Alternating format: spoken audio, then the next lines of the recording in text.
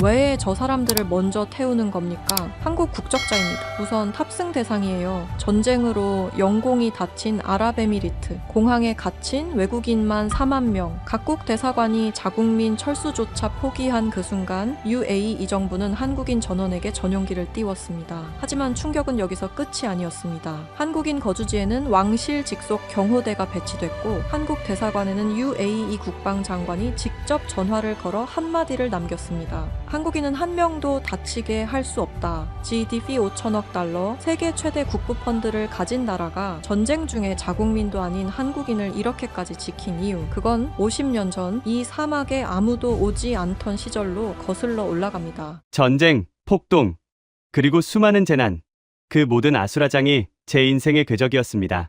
반갑습니다. 저는 아미르 알 만수르입니다. UAE 국제공항과 항만을 총괄하는 책임자로 30년 넘게 일하고 있습니다.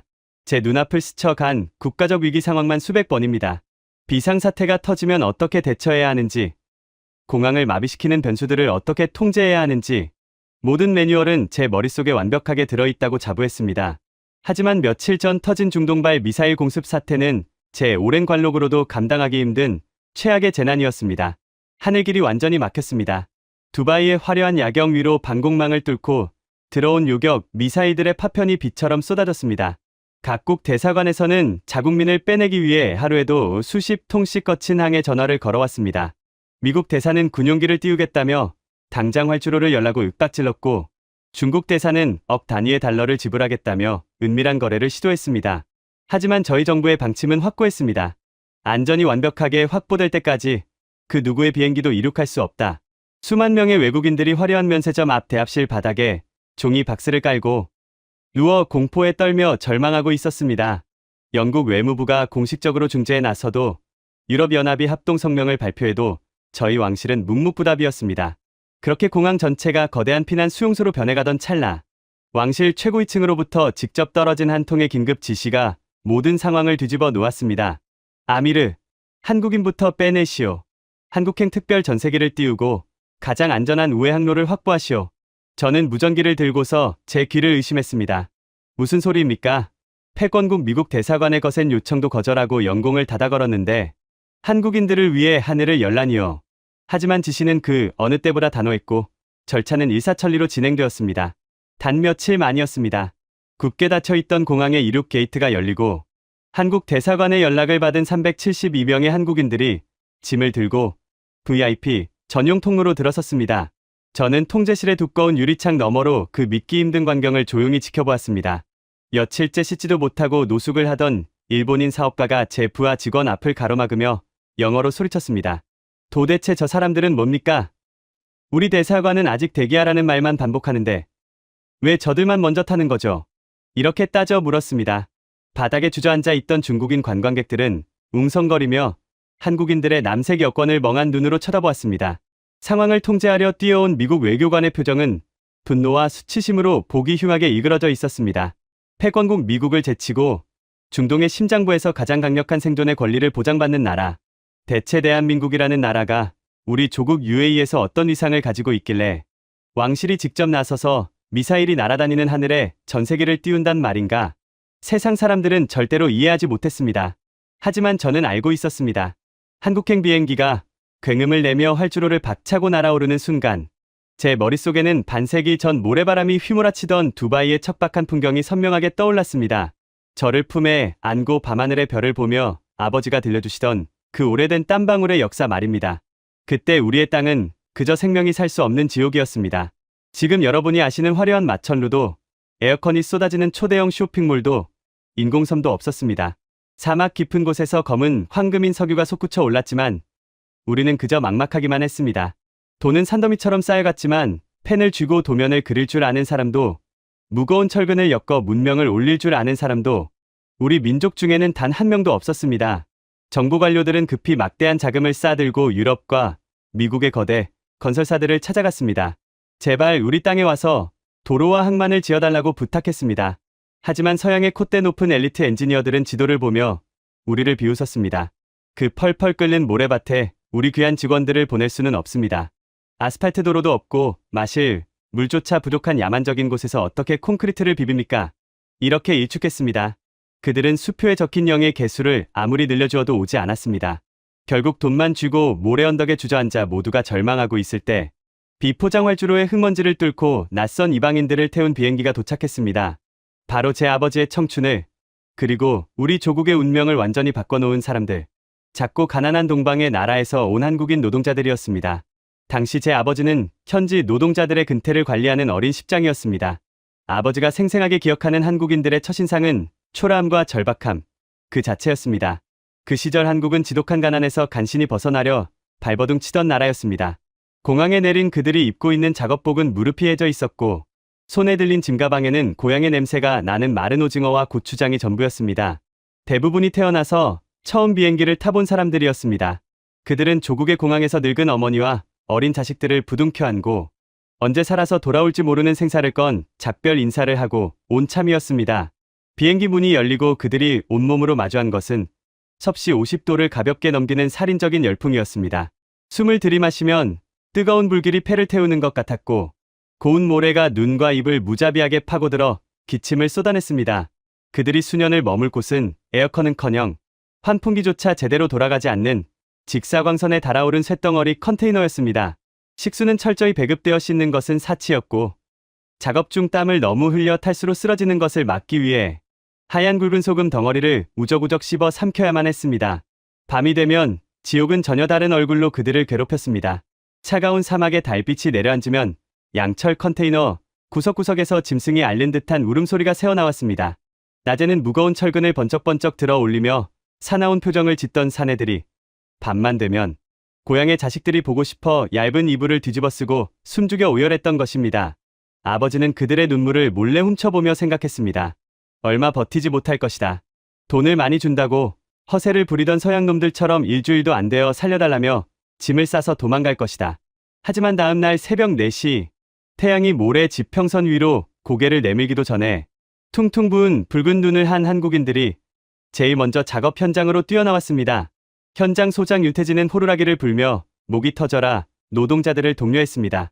억지로 끌려온 소수의 유럽 기술자들이 한낮의 더위를 핑계로 그늘에 숨어 얼음물을 마실 때 한국인들은 떼약볕 한가운데서 안전모를 쓰고 철근을 묶었습니다.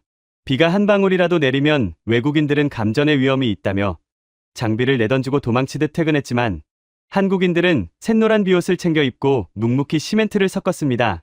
그들의 까맣게 탄 얼굴과 핏발선 눈빛에는 단순한 돈벌이를 넘어선 무시무시한 도끼가 서려 있었습니다. 우리가 여기서 무너지면 내 가족이 굶는다. 조국에 두고 온 내 새끼들을 위해서라도 안 되면 되게 하라. 그 미련할 정도로 절박한 한국인들만의 깡은 우리 아랍인들의 마음속에 서서히 거대한 경이로움으로 자리 잡기 시작했습니다. 하지만 대자연의 폭력은 인간의 굳은 의지만으로는 이겨낼 수 없는 것이었습니다. 여름이 절정에 달해 기온이 55도까지 치솟던 어느 지옥 같은 오후였습니다. 며칠 밤을 새어가며 어렵게 틀을 잡고 부어놓은 콘크리트가 엄청난 지열을 견디지 못하고 채 굽기도 전에 쩍쩍 갈라지기 시작했습니다. 수분이 순식간에 증발해버려 건물의 뼈대가 완전히 바스러진 것입니다. 현장을 둘러보던 영국인 감독관이 코웃음을 쳤습니다. 거봐라.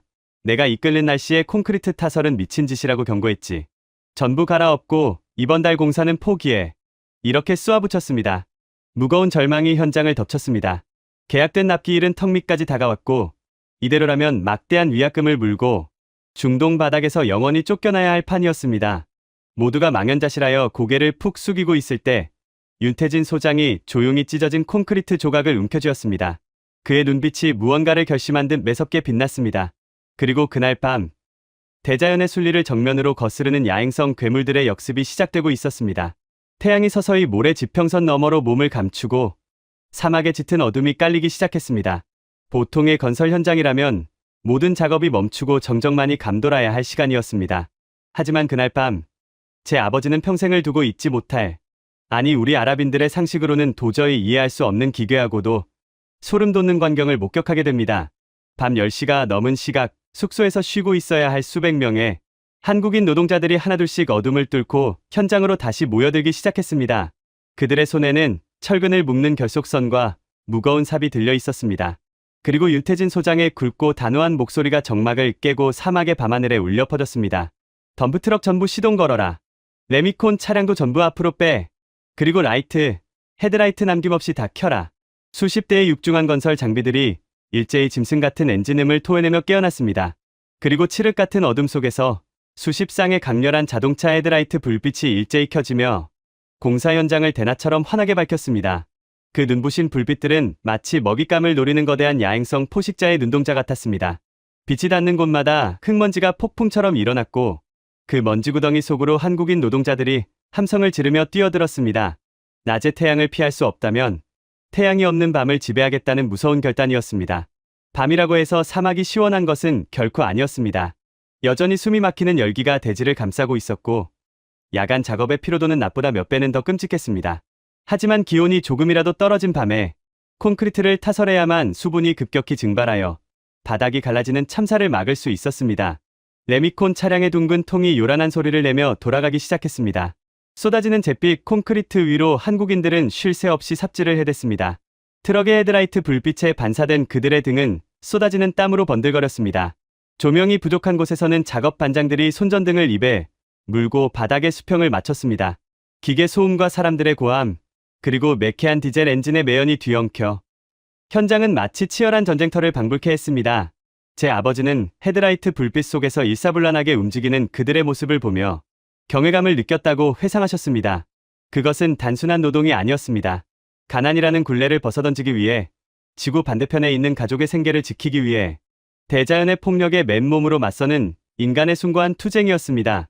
시끄러운 소음에 잠을 자다 깬 유럽의 기술자들은 잠옷차림으로 뛰쳐나왔습니다. 그들은 자동차 헤드라이트 수십 대를 켜놓고 밤새워 콘크리트를 비비는 한국인들의 미친 짓을 보며 턱을 다물지 못했습니다. 맙소사, 저놈들 제정신입니까?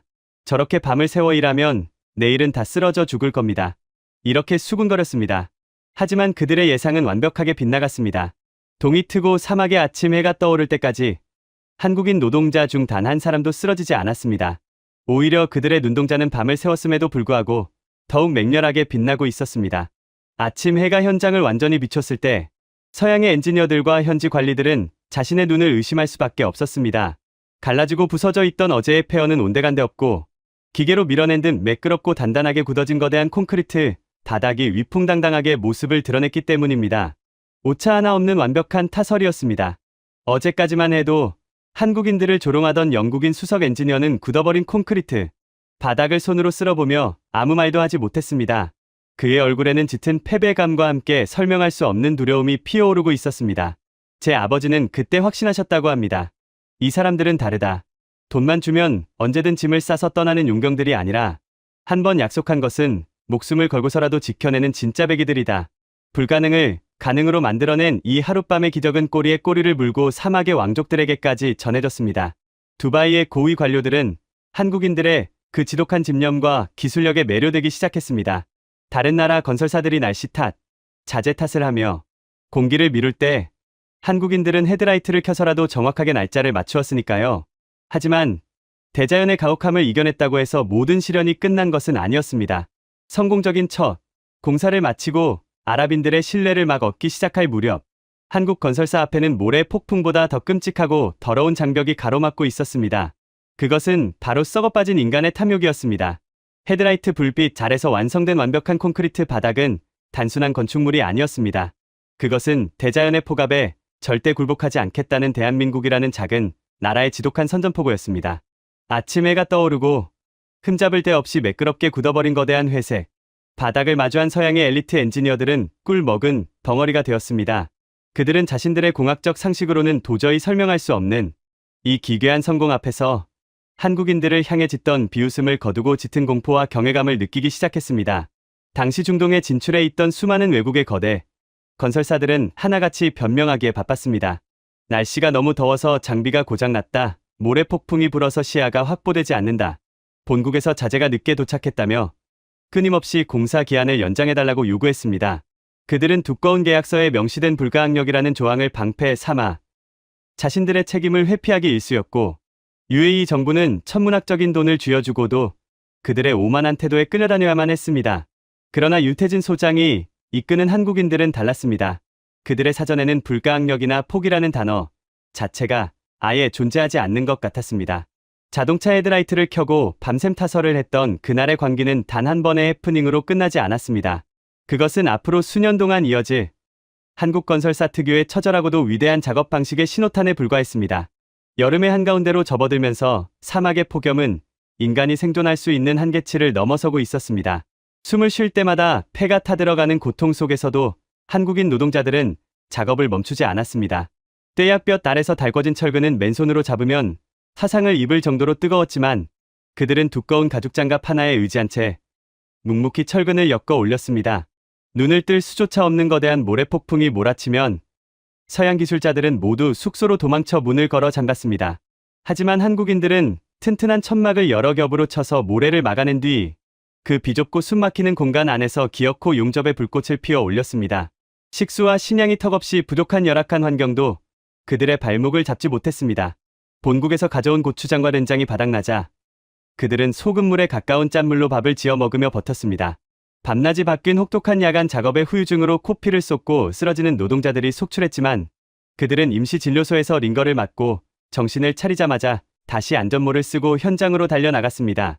제 아버지는 그들의 구분 등에서 흐르는 땀방울이 사막의 모래에 떨어져 굳어지는 모습을 보며 저 사람들은 지금 건물을 짓는 것이 아니라 자신들의 피와 살을 깎아 조국의 미래를 세우고 있는 것이라 생각하셨습니다.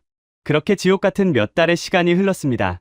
그리고 마침내 UAE 정부 관료들과 서양의 경쟁사들을 경악하게 만든 믿기 힘든 결과물이 세상의 모습을 드러냈습니다. 두바이 외곽을 연결하는 거대한 항만 진입, 도로와 핵심 물류 창고가 완공된 것입니다. 놀라운 것은 완공된 날짜였습니다. 당초 계약서에 명시된 공사 기한보다 무려 석 달이나 앞당겨진 그야말로 기적과도 같은 조기 완공이었습니다. 완공식 날 UAE 왕실의 고위 관료들이 현장을 직접 시찰하기 위해 먼지바람을 뚫고 찾아왔습니다. 그들은 처음에는 믿지 못하는 눈치였습니다. 서양의 인류 기업들도 최소 2년은 걸릴 것이라 호언장담했던 대공사를 이름조차 생소한 동양의 작은 나라가 이렇게 빨리 끝냈다는 사실을 의심했던 것입니다. 그들은 매의 눈으로 도로의 포장 상태를 살피고 창고의 기둥과 벽면을 꼼꼼하게 두드려 보았습니다. 하지만 검사가 진행될수록 관료들의 표정은 의심에서 놀라움에서 깊은 감탄으로 변해갔습니다. 단기간에 속도전으로 밀어붙였음에도 불구하고 품질은 완벽에 가까웠습니다. 콘크리트의 이음새는 바늘 하나 들어갈 틈 없이 정교했고 바닥은 거울처럼 평평했습니다. 서양 기업들이 지은 다른 현장에서는 벌써부터 벽면이 갈라지고 페인트가 벗겨지는 하자가 발생하고 있었지만 한국인들이 지은 건축물은 마치 사막 위에 영원히 뿌리를 내린 거대한 바위처럼 견고하고 듬직했습니다.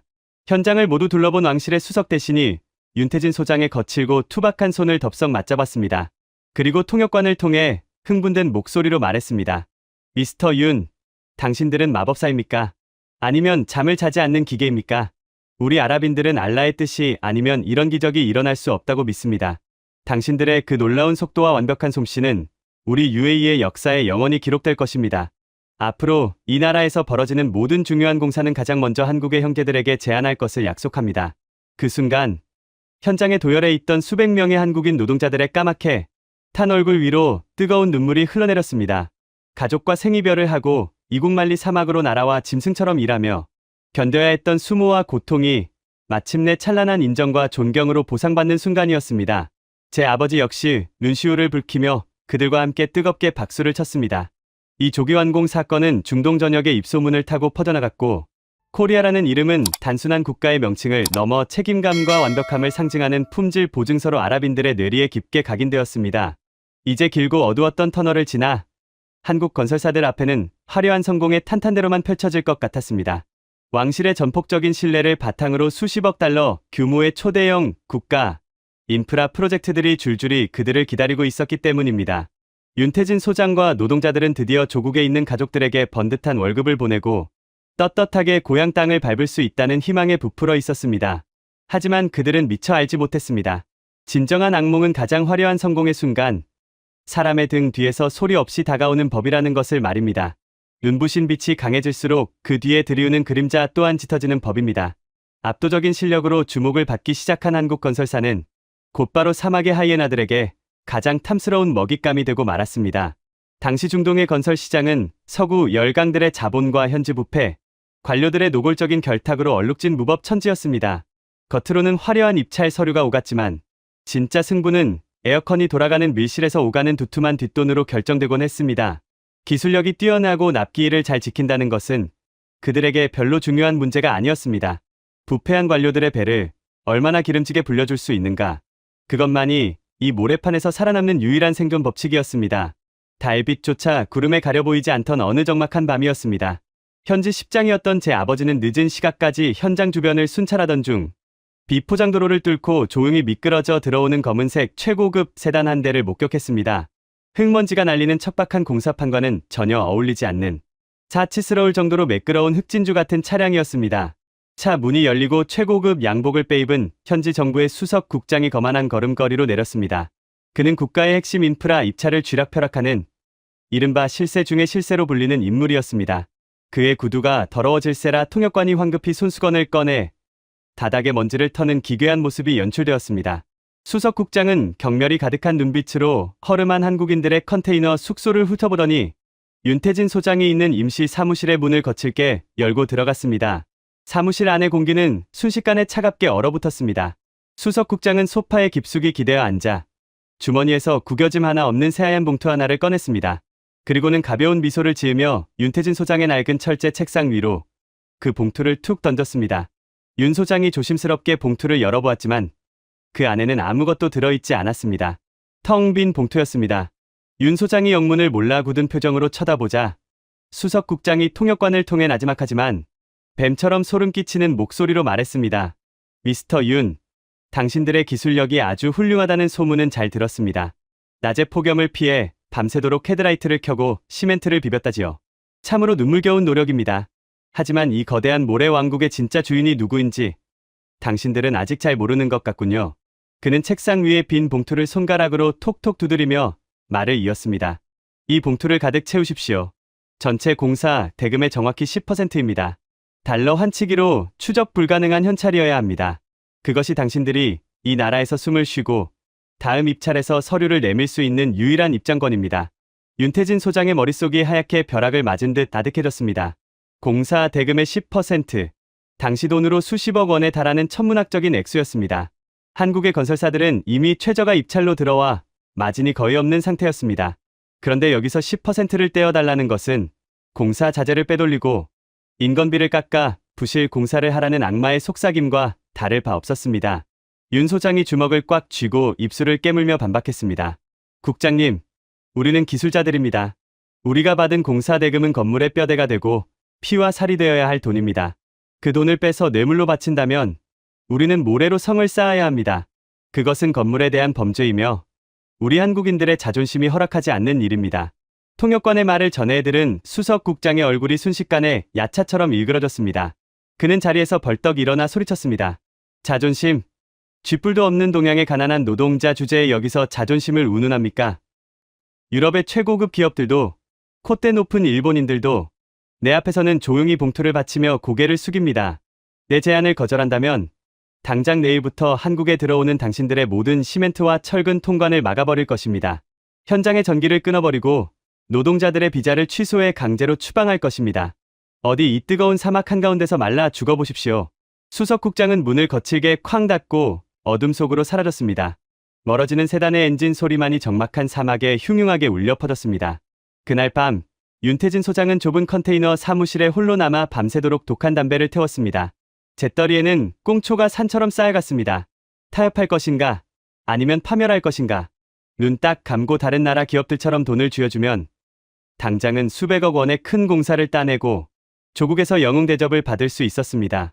노동자들은 계속 월급을 받을 것이고 회사는 살아남을 것입니다. 하지만 그러기 위해서는 치명적인 거짓말을 해야 했습니다. 최고급 철근을 써야 할 곳에 얇고 값싼 철근을 넣어야 했고 단단한 시멘트 대신 모래를 더 많이 섞어 넣어야 했습니다. 윤 소장은 창밖을 내다보았습니다. 자동차 헤드라이트 불빛에 의지해 쏟아지는 코피를 닦아내며 묵묵히 콘크리트를 치던 동료들의 땀범벅된 얼굴들이 허공에 아른거렸습니다. 가족을 위해, 조국을 위해 목숨을 걸고 바다를 건너온 저 순박한 사람들의 손에 부실 공사라는 더러운 낙인을 찍을 수는 없었습니다. 그것은 한국 기술자들의 영혼을 사막의 쓰레기통에 내다 버리는 짓이었습니다. 새벽동이 터오고 사막의 하늘이 붉게 물들기 시작했습니다. 윤태진 소장의 눈빛에 서려있던 지독한 고뇌가 마침내 결연한 불꽃으로 바뀌어 타오르고 있었습니다. 다음 날 아침 등 뒤로 붉은 해가 떠오르는 가운데 수석 국장이 다시 거만한 표정으로 현장을 찾았습니다. 그의 최고급 양복에는 어김없이 먼지 하나 묻어있지 않았고 입가에는 탐욕스러운 미소가 번져 있었습니다.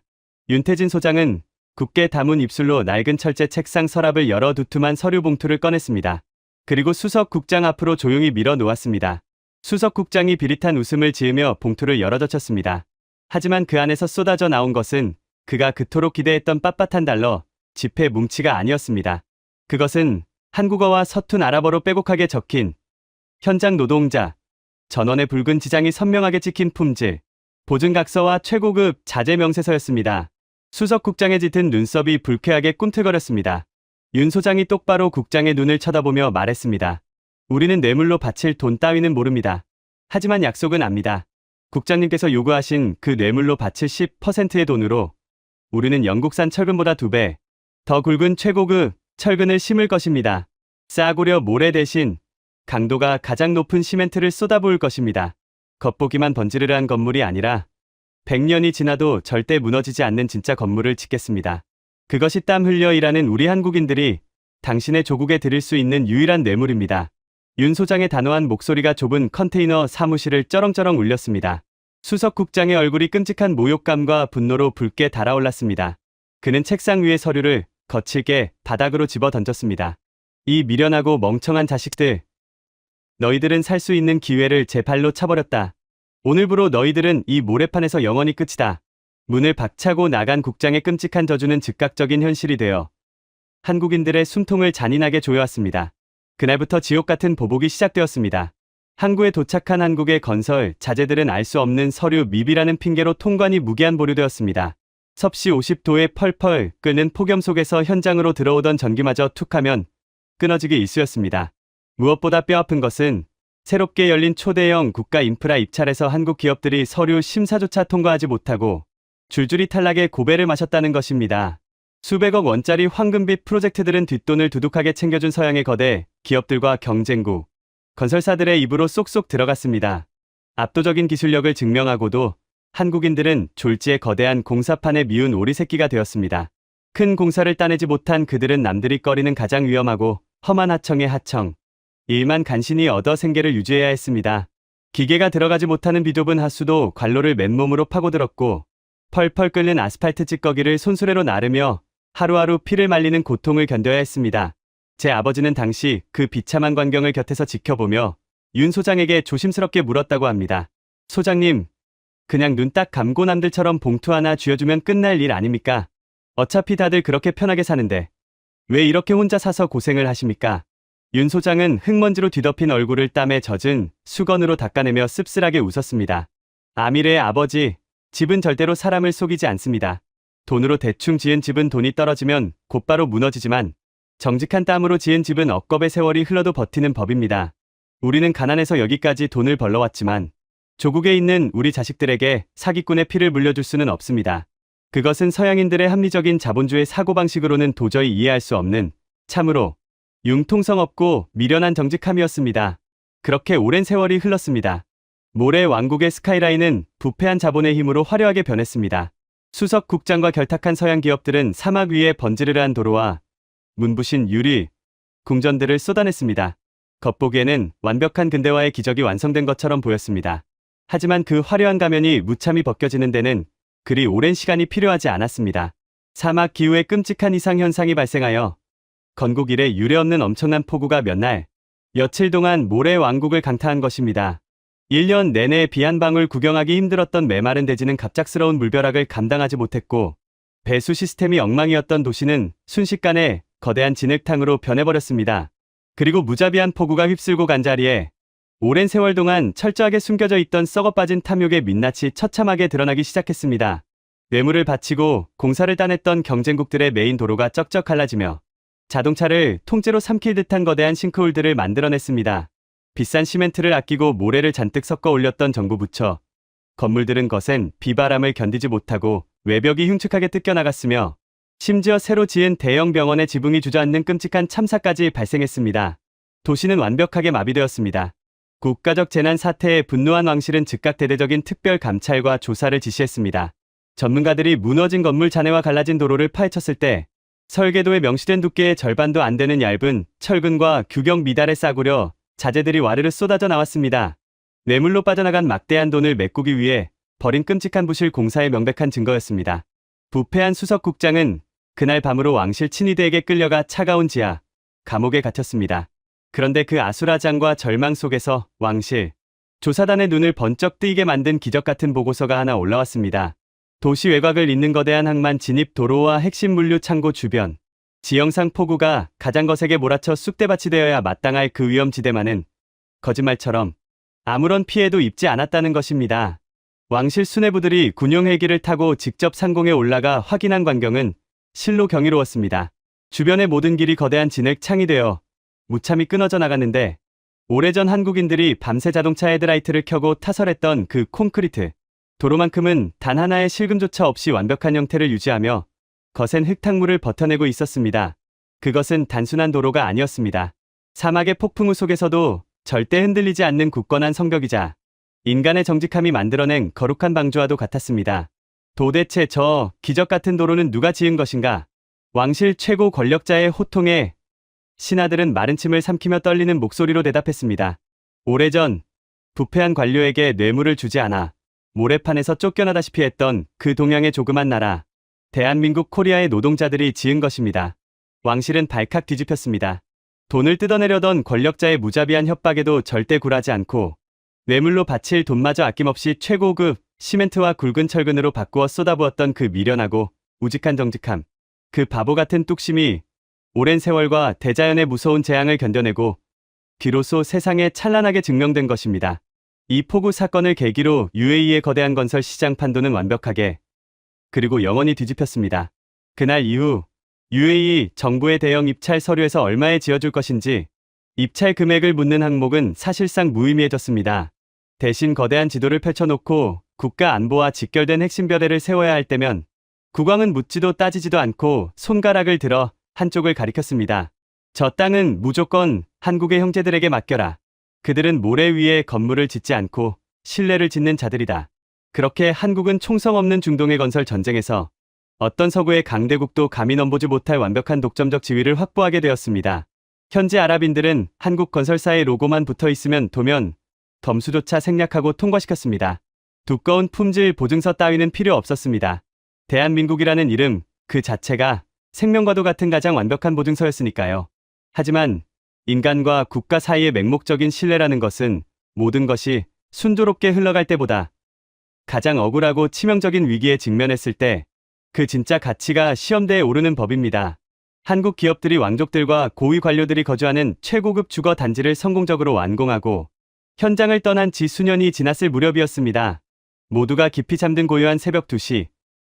지하 기계실에서 들려온 기분 나쁜 파열음과 함께 수백 톤의 흙탕물이 폭포수처럼 쏟아져 나오며 최고급 주거 단지 전체가 거대한 수장 위기에 처하는 끔찍한 사고가 발생했습니다. 한국인들의 우직한 정직함은 UAE 왕실의 굳건한 신뢰를 얻어내기에 충분했습니다. 그들은 이제 사막의 변두리 하청업체가 아니었습니다. 왕족들과 국가의 핵심 고위 관료들이 머무는 보안과 품질이 가장 완벽해야만 하는 VIP, 최고급 주거 단지의 건설까지 도맡게 된 것입니다. 삼엄한 경비 속에 지어진 그 거대한 대리석 저택들은 사막의 오아시스처럼 아름다웠고 한국인들은 계약된 기한보다 일찍 완벽하게 공사를 마무리하고 명예롭게 현장을 떠났습니다.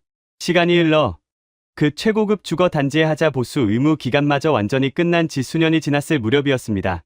평화롭던 모래 왕국의 수도가 깊은 잠에 빠져 있던 고요한 새벽 2시. 모두가 곤히 잠든 그 시각, 저택 단지의 지하 기계실에서 끔찍한 재앙이 시작되고 있었습니다.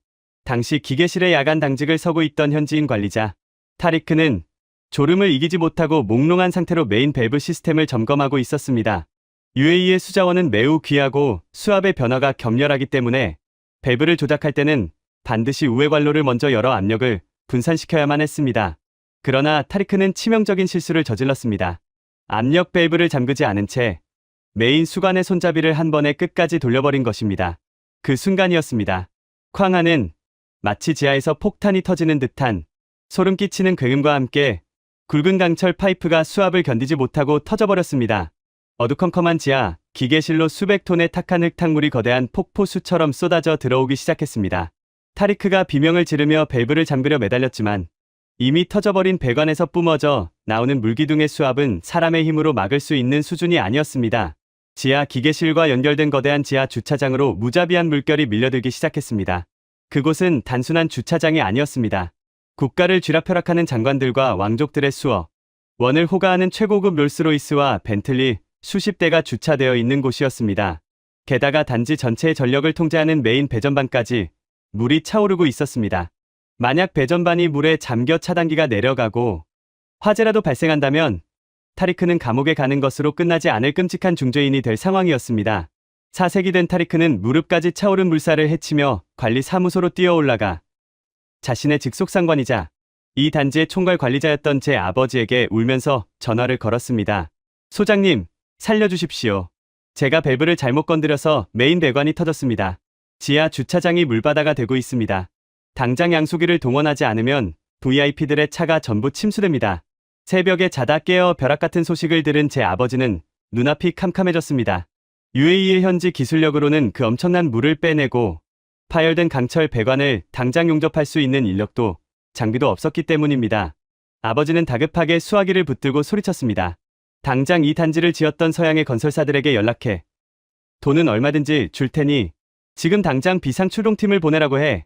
타리크가 손을 떨며 영국과 프랑스 건설사의 현지 지사에 전화를 돌렸습니다. 하지만 돌아온 대답은 지독하게 차갑고 절망적이었습니다. 지금이 새벽 2시입니다. 우리 엔지니어들은 근무 시간이 아닙니다. 게다가 그 단지는 이미 하자 보수 기간이 2년이나 지났습니다. 법적으로 우리에게는 아무런 책임이 없습니다. 굳이 출동을 원하신다면 내일 아침 출근 시간 이후의 상황을 보고 수리비와 특별수당을 선입금하시면 인력을 수배해 보겠습니다. 이렇게 통보하고는 전화를 끊어버렸습니다. 그것이 냉혹한 서구 자본주의의 합리적인 비즈니스 방식이었습니다. 지하 주차장의 물은 어느새 허리춤까지 차오르고 있었습니다. 최고급 세단들의 바퀴가 물에 잠기기 시작했고 비상벨이 미친 듯이 울려댔습니다. 이제 모든 것이 끝났다고 생각한 절망의 순간 제 아버지는 지푸라기라도 잡는 심정으로 낡은 수첩을 뒤져 번호 하나를 찾아냈습니다. 그것은 예전 사막 현장에서 자동차 헤드라이트를 켜고 밤을 새우던 그리고 지금은 다른 지역에서 항만 공사를 지휘하고 있는 한국인 현장 소장의 임시 숙소 번호였습니다. 하지만 전화를 걸면서도 아버지는 큰 기대를 하지 않았습니다. 이 사고는 명백한 현지 직원의 조작 실수였습니다. 한국 건설사의 시공불량도 아니었고 법적인 하자 보수 의무는 진작에 소멸한 상태였습니다. 게다가 항만 공사 현장에서 이곳 주거 단지까지는 차를 타고 1시간이나 달려야 하는 먼 거리였습니다. 자기들 잘못도 아닌 일에 피곤한 새벽잠을 깨어가며 달려올 바보 같은 건설사는 이 세상 어디에도 없다고 생각했습니다. 뚜루르, 뚜루르. 긴 신호음 끝에 피곤함이 잔뜩 묻어나는 한국인 소장의 갈라진 목소리가 수화기 너머로 들려왔습니다. 제 아버지는 떨리는 목소리로 자초지종을 설명하며 제발 한 번만 살려달라고 애원했습니다. 아버지는 그 소장이 서양인들처럼 계약서와 비용 문제를 따지며 거절할 것이라 각오하고 있었습니다. 하지만 전화기 너머에서 들려온 그 소장의 대답은 제 아버지의 심장을 먹게 만들 정도로 짧고 단호했습니다. 알겠습니다. 지금 당장 쓸 수 있는 모든 펌프와 인력을 끌고 가겠습니다. 밸브 먼저 차단하고 조금만 버티십시오. 그리고 전화를 끊은 지 정확히 40분 후 고요하던 최고급 주거 단지의 정문을 부수듯 열어젖히며 노란색 경광등을 번쩍이는 대형 트럭 5대가 거친 엔진 소리를 내며 들이닥쳤습니다. 트럭의 짐칸에는 아직 잠도 덜 깨어 눈을 비비면서도 한 손에는 거대한 양수기, 호스를 꽉 쥐고 있는 수십 명의 한국인 노동자들이 빽빽하게 타고 있었습니다. 칠흑 같은 어둠 속 허리까지 차오른 흙탕물 속으로 망설임 없이 뛰어드는 그들의 등 뒤에는 대한민국이라는 글자가 선명하게 새겨져 있었습니다. 그것은 서구의 그 어떤 합리적인 계산법으로도 도저히 설명할 수 없는 가장 숭고하고도 미련한 구원자들의 등장이었습니다. 새벽 2시가 넘은 시각, 최고급 주거 단지의 지하 주차장은 아비규환의 지옥이 따로 없었습니다. 흙탕물은 걷잡을 수 없이 불어나고 있었고 놀라 깨어난 장관들과 왕족들은 잠옷 차림으로 발코니에 나와 발만 동동 구르고 있었습니다. 하지만 노란색 비옷을 챙겨 입고 트럭에서 뛰어내린 한국인 노동자들의 움직임에는 일말의 주저함도 없었습니다. 한국인 현장 소장이 흙탕물 한가운데 우뚝 서서 호루라기를 불며 쩌렁쩌렁한 목소리로 지휘했습니다. 1조는 당장 양수기 3대 연결해서 배전반 쪽 물부터 퍼내라. 감전 안 되게 조심해. 2조는 타리크 데리고 기계실로 들어가서 파열된 배관 찾아. 수압 꺾이면 바로 용접기 투입한다. 서둘러라. 한국인 노동자들은 군대보다 더 일사불란하게 움직였습니다. 굵은 호스들이 뱀처럼 주차장 바닥에 깔렸고 거대한 디젤 양수기들이 요란한 굉음을 내며 지하의 흙탕물을 밖으로 토해내기 시작했습니다. 목 끝까지 차오르는 차가운 물속을 헤엄치다시피 들어가 무거운 펌프를 고정하는 그들의 얼굴에는 피로와 짜증이 가득했지만 누구 하나 불평하며 뒤로 물러서는 사람은 없었습니다. 하지만 펌프가 돌아가고 급한 불을 끄기 시작하자 상황의 진상을 파악한 한국인 작업반장 한 명이 씩씩거리며 소장에게 다가와 따졌습니다. 소장님, 이거 배관 터진 모양새를 보니까 시공 불량이 절대 아닙니다. 현지인 관리자가 압력 밸브를 확 열어젖혀서 수압 때문에 터진 겁니다. 우리 잘못이 1%도 없다고요.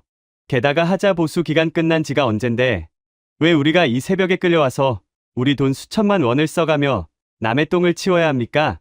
당장 철수하시죠. 이 억울한 비용을 누가 다 감당합니까? 반장의 말은 100번, 1000번 지당하고 합리적이었습니다. 법적으로도 도의적으로도 한국건설사는 이 사고에 대해 손톱만큼의 책임도 없었습니다. 수리 비용과 인건비, 펌프 대여료를 합치면 당시 돈으로 수억 원이 깨지는 엄청난 손실이었습니다. 현지인 타리크와 제 아버지 역시 미안함과 부끄러움에 고개를 푹 숙인 채 그들의 대화를 숨죽여 듣고 있었습니다. 그때 한국인 소장이 흙투성이가 된 작업 장갑을 벗어던지며 반장의 어깨를 강하게 움켜쥐었습니다. 그리고 사막의 밤 공기를 찢을 듯한 거친 목소리로 일갈했습니다. 돈이 문제가 아니야, 이 사람아. 네 눈에는 저 흙탕물만 보이나? 저 건물 입구에 그리고 기계실 벽면에 큼지막하게 박혀있는 우리 회사 로고 대한민국이라는 이름이 안 보여. 소장은 손가락으로 주차장 벽면을 가리키며 말을 이었습니다. 누구의 잘못이든 간에 한국인들이 지은 건물에서 물이 샜고 차가 잠겼다는 소문이 이 두바이 바닥에 퍼지면 그게 진짜 손해고 진짜 끝장인 거다. 영국 놈들, 프랑스 놈들이 어떻게든 우리 집을 잡으려고 혈안이 되어 있는데 핑곗거리를 줘. 서양 놈들은 계약서 끝났다고 나 몰라라 해도 우리는 안 돼. 우리가 지은 집은 건물이 무너지는 그날까지 우리가 책임진다. 그게 한국 사람의 자존심이다. 비용은 전부 내가 본사에 무릎을 꿇고서라도 받아낼 테니 입 다물고 당장 펌프나 더 돌려. 그 한마디에 작업 반장은 더 이상 입을 열지 못했습니다. 소장의 외침은 제 아버지의 가슴에 벼락처럼 내리꽂혔습니다. 계약의 종료가 곧 책임의 끝이라고 믿었던 얄팍한 비즈니스의 세계에서 돈보다 명예를, 서류, 쪼가리보다 한 번 맺은 인연과 자존심을 목숨처럼 여기는 숭고한 장인 정신. 그것은 삭막한 중동의 사막에서는 단 한 번도 본 적 없는 위대한 책임감이었습니다. 한국인들은 날이 밝을 때까지 밤새도록 흙탕물과 사투를 벌였습니다. 차갑고 더러운 물을 모두 퍼낸 뒤에는 파열된 배관 부위를 잘라내고 새로운 강철관을 가져와 한치의 오차도 없이 완벽하게 용접을 마쳤습니다. 심지어 그들은 고장난 배관 하나만 고친 것이 아니었습니다. 타리크의 조작 실수로 인해 단지 전체의 배관 시스템에 무리가 갔을 것을 염려하여 낡고 금이 간 다른 밸브들까지 전부 새 것으로 교체해 주었습니다. 아침 해가 떠오르고 폭풍 같았던 밤이 지나갔을 때 주차장은 언제 물난리가 났었냐는 듯 말끔하게 청소되어 있었고 기계실의 배관들은 새 것처럼 번쩍이고 있었습니다. 소장은 밤새 사색이 되어 덜덜 떨고 있는 타리크의 어깨를 토닥이며 수건과 따뜻한 커피를 건넸습니다. 그리고 화를 내기는커녕 밸브를 안전하게 조작하는 방법을 그림까지 그려가며 친절하게 설명해주고는 수억 원의 수리비 청구서 대신 환한 미소만을 남긴 채 쿨하게 짐을 챙겨 현장을 떠났습니다. 아침 햇살을 받으며 멀어지는 한국인들의 노란색 트럭 꽁무니를 보며 밤새 발을 동동 구르던 왕족들과 장관들은 깊은 침묵에 잠겼습니다. 그들은 깨달았습니다. 저 동양의 사람들은 단순히 돈을 벌러 온 사꾼들이 아니라는 것을. 비가 오나 눈이 오나 우리가 위기에 처했을 때 계약서의 조항을 따지기 전에 가장 먼저 달려와 기꺼이 흙탕물을 뒤집어써 줄 유일한 사람들이라는 것을 말입니다. 이 새벽 2시의 배관 사건은 아랍의 수뇌부들 사이에서 살아있는 전설이 되었습니다. 이 사건을 기점으로 UAE 사람들에게 한국은 단순한 비즈니스 파트너의 단계를 완전히 넘어섰습니다. 피를 나눈 형제국이라는 신성한 칭호가 한국인들에게 부여되었습니다. 한국 기업이 사업을 제안하면 정부 관료들은 묻지도 따지지도 않고 도장을 찍어주었습니다. 한국 노동자가 지나가면 현지인들은 엄지를 치켜 세우며 식당에서 밥값을 대신 내주기도 했습니다. 50년 전 이름 모를 한국인 기술자들이 사막의 모래바람 속에서 씹어 삼켰던 짠눈물과 책임감이라는 이름으로 쏟아부었던 미련한 정직함. 그것은 결코 증발하지 않았습니다. 그들의 땀방울은 50년이라는 기나긴 세월 동안 무서운 복리이자가 붙어 거대하고 견고한 신뢰의 성벽으로 자라났습니다. 그리고 그 낡은 안전모와 흙투성이 작업복이 남긴 위대한 유산은 반세기가 흐른 지금 단순한 건물의 뼈대를 넘어 이 나라의 하늘과 생명을 지키는 압도적인 강철 방패로 진화해 있었습니다. 며칠 전 칠흑 같은 중동의 밤하늘을 찢어발기며 수백 발의 파괴적인 적국 미사일이 우리 조국을 향해 쏟아져 내렸을 때 우리는 그 50년 전의 약속이 어떻게 다시 기적을 만들어내는지 똑똑히 목격하게 됩니다. 50년이라는 무겁고도 찬란한 세월이 흘렀습니다. 자동차 전조등 불빛에 의지해 밤새도록 시멘트를 비비던 허름한 작업복의 한국인 기술자들은 이제 백발의 노인이 되어 역사의 뒤안길로 물러났습니다. 하지만 그들이 척박한 사막 위에 땀과 눈물로 빚어놓은 거대한 신뢰의 성벽은 세월이 흐를수록 더욱 단단하고 거대하게 진화해 나갔습니다. 50년 전 뇌물을 거절하고 최고급 철근을 심었던 그 미련한 정직함. 현지 직원의 끔찍한 실수로 파열된 배관을 새벽 2시에 달려와 사비를 털어 고쳐주었던 그 지독한 책임감.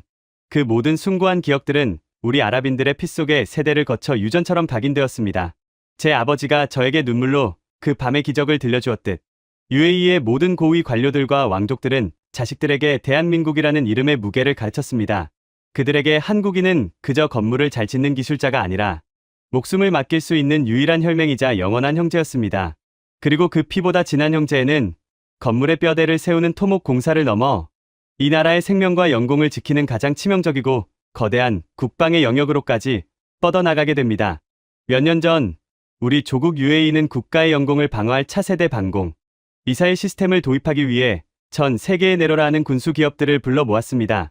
거대한 오일머니를 쥐고 있는 우리에게 무기를 팔기 위해 미국의 패트리엇, 이스라엘의 아이언돔 등 실전 경험이 풍부한 세계 최강의 방어 무기들이 화려한 카탈로그를 내밀며 치열한 수수전을 벌였습니다. 그런데 최종 결정의 날 UAE 왕실과 국방부, 수뇌부가 도장을 찍은 계약서는 서방 세계의 군사 전문가들을 완벽한 충격과 경악에 빠뜨렸습니다. 우리가 선택한 것은 미국 제도, 이스라엘 제도 아니었습니다. 바로 대한민국이 독자적으로 개발한 최첨단 지대공 요격 미사일 천궁2였습니다. 무려 4조 원이 넘는 한국 방산, 역사상 최대 규모의 압도적인 무기 수출 계약이 모레 왕국에서 성사된 것입니다. 당시 서방의 군사 전문가들과 언론들은 UAE 정부의 결정을 노골적으로 조롱했습니다. UAE 수뇌부가 미쳤다. 한국의 천궁2는 카탈로그 스펙만 그럴싸할 뿐 실전에서 단 한 번도 검증된 적이 없는 초보적인 무기다. 수백 발의 진짜 미사일이 비 오듯 쏟아지는 참혹한 실전 상황에서 저 동양의 작은 나라가 만든 기계가 제대로 작동할 것이라 믿는 것은 자살행위다. 이렇게 비아냥거렸습니다. 그들의 비아냥거림은 꽤나 합리적인 지적이었습니다. 하지만 우리 왕실과 국방부 수뇌부의 대답은 묵직하고 흔들림이 없었습니다. 당신들 서양인들은 계약서와 데이터만 믿지만 우리는 50년의 세월을 믿소. 반세기 전 우리 조국이 아무것도 없던 텅 빈 사막이었을 때 가장 먼저 달려와 피와 땀을 흘려준 자들이 바로 한국인이요. 건물의 배관 하나도 제 목숨처럼 책임지는 자들이 만든 무기라면 그것은 절대로 결정적인 순간에 우리를 배신하지 않을 것이요. 그것은 단순한 무기 구매가 아니었습니다. 50년 전 한국인들이 시멘트로 증명했던 그 융통성 없는 정직함이 이제는 강철과 화약으로 이루어진 첨단 무기 시스템에 대한 무한한 신뢰로 치환된 것입니다. 그리고 서방 세계의 오만한 조롱이 얼마나 어리석은 것이었는지 증명되는 데는 그리 오랜 시간이 걸리지 않았습니다. 바로 며칠 전이었습니다. 칠흑 같은 어둠이 내려앉은 중동의 밤하늘을 찢어발기며 끔찍한 사이렌 소리가 두바이와 아부다비 전역을 뒤흔들었습니다. 적국에서 발사된 수십 발의 거대한 탄도, 미사일과 치명적인 자폭 드론, 때가 마치 굶주린 메뚜기 떼처럼 우리 조국의 심장부를 향해 새까맣게 날아오고 있었습니다. 하늘길은 즉각 봉쇄되었고 거리는 아비규환의 생지옥으로 변했습니다. 당시 방공통제실에서 레이더 화면을 지켜보던 우리 군 지휘관들의 등줄기에는 차가운 식은땀이 흘러내렸습니다. 하늘에서 떨어지는 저 쇳덩어리들이 도시 한복판에 떨어지는 순간 수만 명의 무고한 시민들이 목숨을 잃고 화려한 마천루들은 한 줌의 재로 변할 것이 뻔했습니다. 도입된 10개의 천궁2 포대 중 실전 배치가 완료되어 가동할 수 있는 것은 고작 2개의 포대뿐이었습니다. 누구도 완벽한 방어를 장담할 수 없는 절망적인 순간이었습니다. 목표물 포착, 요격 시스템 자동 가동, 통제실의 기계음과 함께 사막 곳곳에 숨겨져 있던 천궁2의 발사관이 불을 뿜었습니다. 지축을 흔드는 굉음과 함께 붉은 화염을 뿜어내는 수십 발의 한국산 요격 미사일들이 거대한 섬광을 일으키며 밤하늘로 솟구쳐 올랐습니다. 그것은 마치 하늘을 향해 쏘아 올린 거대한 빛의 창과 같았습니다. 레이더 화면 위로 적의 탄도, 미사일을 향해 음속의 몇 배로 돌진하는 천궁2의 궤적이 선명하게 그려졌습니다. 방공 통제실의 모든 사람들은 숨을 죽인 채 두 개의 점이 교차하는 그 찰나의 순간을 지켜보았습니다. 그리고 다음 순간 밤하늘 가장 높은 곳에서 태양보다 밝은 거대한 폭발이 연달아 일어났습니다. 명중입니다. 요격 성공. 적의 탄도 미사일을 파괴했습니다. 통제실 안은 터져나오는 환호성과 뜨거운 눈물로 뒤덮였습니다. 전투가 소강 상태에 접어들고 분석된 요격 데이터는 전 세계 군사 강국들을 경악에 빠뜨렸습니다. 96%. 천궁2 2개 포대가 발사한 60여 발의 요격 미사일 중 96%가 표적을 정확히 격추한 것입니다. 그것은 수학적으로도 공학적으로도 기적에 가까운 압도적인 수치였습니다. 실전 경험이 없다며 조롱받던 한국의 방어 시스템이 미국제 패트리엇조차 쉽게 장담할 수 없는 경이로운 명중률로 적의 파상 공세를 갈기갈기 찢어놓은 것입니다. UAE의 밤하늘을 불바다에서 건져낸 것은 막강한 미군 부대도 서방의 첨단 무기도 아니었습니다. 그것은 바로 50년 전 섭씨 50도의 폭염 속에서 묵묵히 시멘트를 비비던 한국인 노동자들의 그 우직한 땀방울이 만들어낸 결실이었습니다. 사막의 지도를 바꾼 자들이 이제는 사막의 하늘마저 완벽하게 지켜낸 것입니다. 이 천궁2의 실전 성공 소식이 전해지자 UAE 정부는 한국에 남은 8개의 포대의 공급 일정을 앞당겨달라고 긴급 요청했습니다. 그리고 이 위대한 승리와 감동은 여기서 끝이 아니었습니다. 조국의 하늘을 지켜낸 우리 UAE는 이제 거꾸로 절체절명의 위기에 빠진 대한민국을 구하기 위해 거대한 모래바람을 일으킬 준비를 하고 있었습니다. 미사일이 밤하늘을 찍고 지나간 후 중동 전역에는 걷잡을 수 없는 전쟁의 공포가 들불처럼 번져나갔습니다. 적국은 전 세계 원유 물동량의 상당 부분이 통과하는 중동 최대의 해상 핏줄 호르무즈 해협에서 미국과 이스라엘 선박을 공격하겠다고 위협했습니다. 거대한 유조선들의 발이 묶이기 시작했고 글로벌 유가는 통제불능의 상태로 폭등하기 시작했습니다. 이 소식은 지구 반대편에 있는 대한민국에게는 그야말로 사형 선고나 다름없었습니다. 석유 한 방울 나지 않는 나라, 수많은 공장과 산업시설이 쉴 새 없이 돌아가야만 국가 경제가 유지되는 대한민국에게 호르무즈 해협의 위기는 국가의 심장 박동이 흔들리는 것과 같았습니다. 원유 수급이 불안해지면서 한국의 거대 기업들은 공장 가동을 멈춰야 할지도 모른다는 끔찍한 공포에 휩싸였습니다. 상황이 극단으로 치닫자 한국의 대통령실 관계자가 다급하게 UAE의 국가행정을 총괄하는 고위 관계자에게 긴급 통화를 요청했습니다. 외교적 수사나 격식을 차릴 여유조차 없는 절박한 상황이었습니다. 지금 대한민국의 상황이 너무나 위태롭습니다. 호르무즈 해협이 위험해져 원유 수급에 심각한 차질이 생기고 있습니다. 우리 국민들과 산업이 생존할 수 있도록 제발 비상 원유를 지원해 주실 수 있겠습니까? 국가 간의 자원 거래는 철저한 계산과 이익에 따라 움직이는 냉혹한 전쟁입니다. 자신들도 미사일 공습의 위협 속에 갇혀 있는 전시 상황에서 선뜻 자국의 귀한 원유를 타국에 내어준다는 것은 상식적으로 불가능한 일이었습니다. 하지만 수화기 너머로 들려온 UAE 측의 대답에는 단일 초의 망설임도 계산기를 두드리는 주저함도 없었습니다. 아무 걱정하지 마십시오. 우리 UAE 정부는 지금 즉시 600만 배럴의 원유를 대한민국을 향해 긴급 출항시킬 것입니다. 호르무즈 해협이 위험하다면 파이프라인을 돌려 오만만의 안전한 우회 항구를 통해 내보내겠습니다. 수송선의 안전은 우리 해군이 책임질 테니 한국의 형제들은 부디 안심하십시오. 600만 배럴. 그것은 멈춰가는 대한민국의 심장을 다시 뛰게 만들 엄청난 양의 생명수였습니다. 전 세계 외교관은 이 비상식적인 지원의 경악을 금치 못했습니다. 전시 상황에서 자국의 핵심 자원을 방출하고 심지어 우회 항로까지 내어주며 타국의 에너지 안보를 책임지는 나라. 그것은 단순한 외교적 동맹을 넘어선 한 몸이나 다름없는 완벽한 결속이었습니다. 이 통화가 가능했던 것은 결코 정치인들의 뛰어난 외교 술수 때문이 아니었습니다. 그 전화선을 타고 흐른 것은 외교적 프로토콜이 아니었습니다. 그것은 오래전 펄펄 끓는 사막에서 굵은 소금을 씹어 먹으며 맨몸으로 파이프를 묻었던 한국 노동자들의 땀이었습니다. 수억 원의 뇌물을 거절하고 그 돈으로 최고급 철근을 샀던 현장 소장의 피나는 정직함이었습니다. 그리고 며칠 전 캄캄한 밤하늘을 갈라 적의 미사일을 산산조각 낸 천궁2의 뜨거운 화염이었습니다. 그 모든 50년의 거룩한 시간들이 쌓이고 뭉쳐져 단 한 통의 전화로 600만 배럴의 기적을 움직인 것입니다. 다시 아비규환의 두바이 국제공항으로 돌아와 보겠습니다.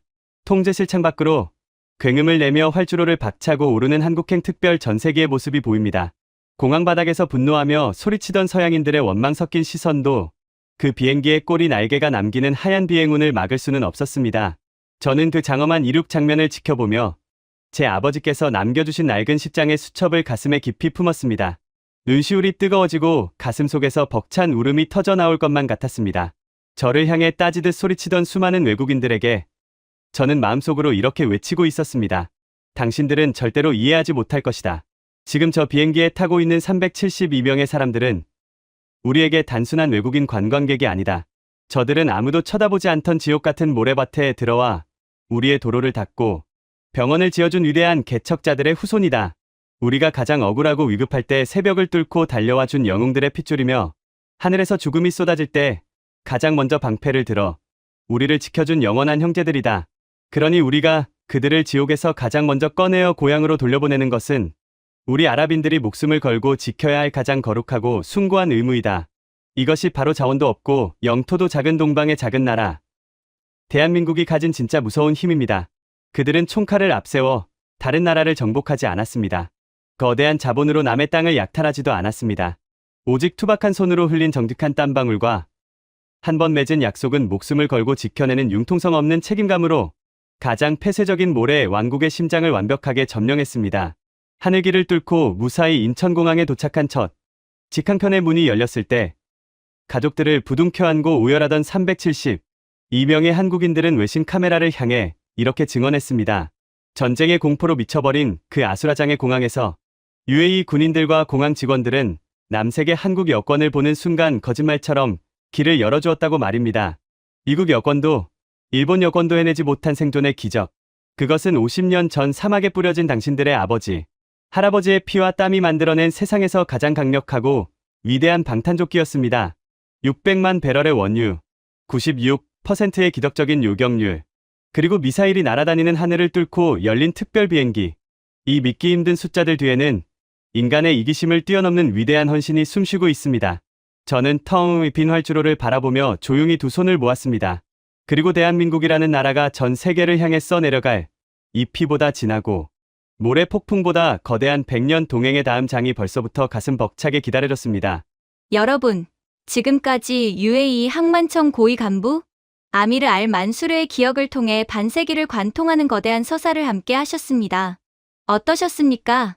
섭씨 50도의 살인적인 폭염, 96%의 기적적인 미사일 요격률, 그리고 단 한 통의 전화로 움직인 600만 배럴의 원유.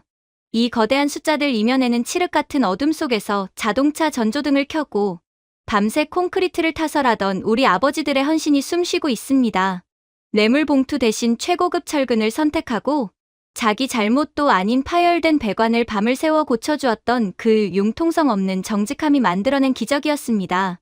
호르무즈 해협이 위기에 빠지고 전 세계가 패닉에 빠져 발만 동동 구르고 있을 때 UAE는 대한민국을 향해 이렇게 말했습니다. 한국의 형제들은 부디 안심하십시오. 수송선의 안전은 우리 해군이 책임질 것입니다. 전쟁통에 굳게 닫힌 공항에서 패권국 미국도 경제대국, 일본도 아닌 오직 대한민국 여권만이 가장 먼저 안전한 비행기에 오르는 자격이 되었습니다. 아무도 안 믿어줄 때, 아무도 가려하지 않던 척박한 모래밭에서 우리 선배 건설 노동자들은 조용히 묵묵히 땀방울을 흘렸습니다. 그리고 마침내 그 땀방울은 50년의 세월을 건너 우리 영공을 지키는 강철 방패가 되었고 국가의 심장을 뛰게 하는 생명줄이 되어 돌아왔습니다. 잊혀진 모래사막 위 아버지 세대의 피땀 어린 헌신을 널리 알리기 위해 이 영상을 공유해 주십시오. 여러분의 공유 하나가 총칼이 아닌 정직한 땀방울로 세상을 움직인 대한민국 사람들의 위대한 역사를 증명하는 일이 됩니다. 가슴이 뜨거워지셨다면 댓글에 형제 두 글자만 남겨주십시오. 긴 이야기 들어주셔서 감사합니다. 주셔서 감사합니다. 주셔서 감사합니다. 주셔서 감사합니다. 주셔서 감사합니다.